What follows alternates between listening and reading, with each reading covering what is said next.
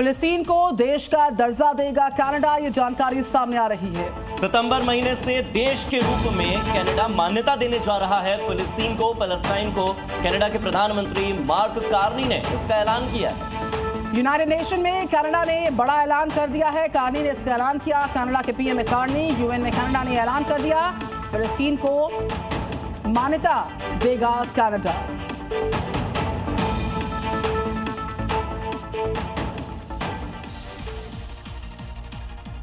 अगली बड़ी खबर गुजरात के द्वारका से, जहां पर बुलडोजर कार्रवाई हुई और रुपेन बंदर में अतिक्रमण पर एक्शन लिया गया। पुलिस फोर्स की मौजूदगी में यह एक्शन, माफिया के खिलाफ बुलडोजर एक्शन की जानकारी। गुजरात के द्वारका की तस्वीर है। रुपेन बंदर में अतिक्रमण जो कार्रवाई है, अतिक्रमण पर कार्रवाई है, वो किस तरीके से हुई है। पुलिस बल की तैनाती के बीचों बीच ये बुलडोजर एक्शन सामने आया।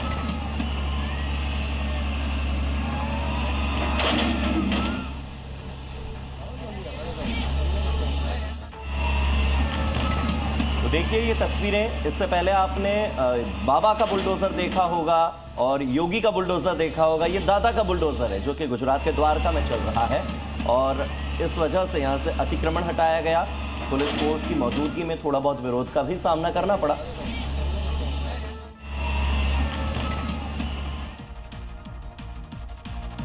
इंदौर के राजा रघुवंशी मर्डर केस में जितनी परतें खुलती गई, देश को सन्न करके रख दिया पूरे केस ने। वाकई में। और अब राजा की मर्डर की कहानी फिल्म के माध्यम से सामने आई है और इस मर्डर केस पर अब फिल्म बनने जा रही है। देखिए पूरी खबर क्या है।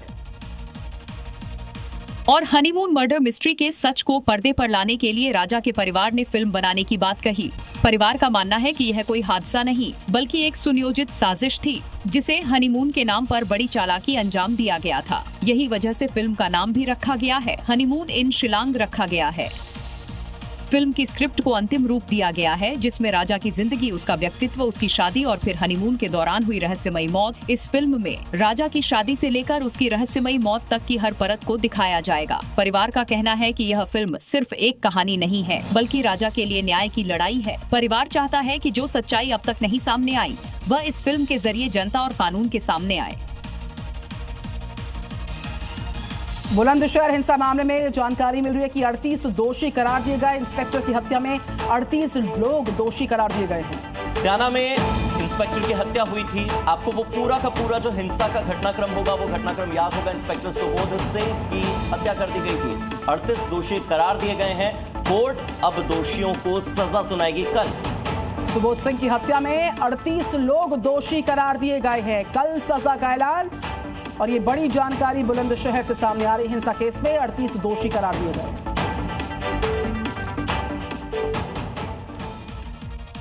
और अगली बड़ी खबर पंजाब के बनूर से, जहां पर खाद्य विभाग ने बड़ा एक्शन लिया और राशन की दुकानों से सैंपल लिए गए। मेडिकल स्टोर्स पर भी पड़ताल की गई है। मिलावटखोरों के खिलाफ बड़ी कार्रवाई की खबर सामने आई है। पंजाब के बनूर में खाद्य विभाग के एक्शन की जानकारी। राशन की दुकानों से इन सैंपल्स को वितरित किया गया। उसके बाद किस तरीके से पूरी कार्रवाई की गई है, खाद्य विभाग ने एक्शन लिया।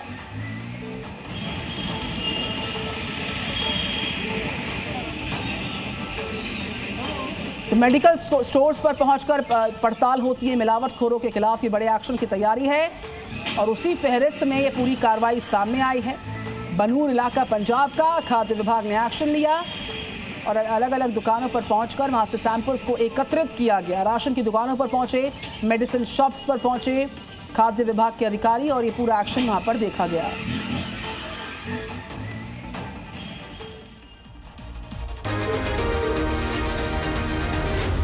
Zee News.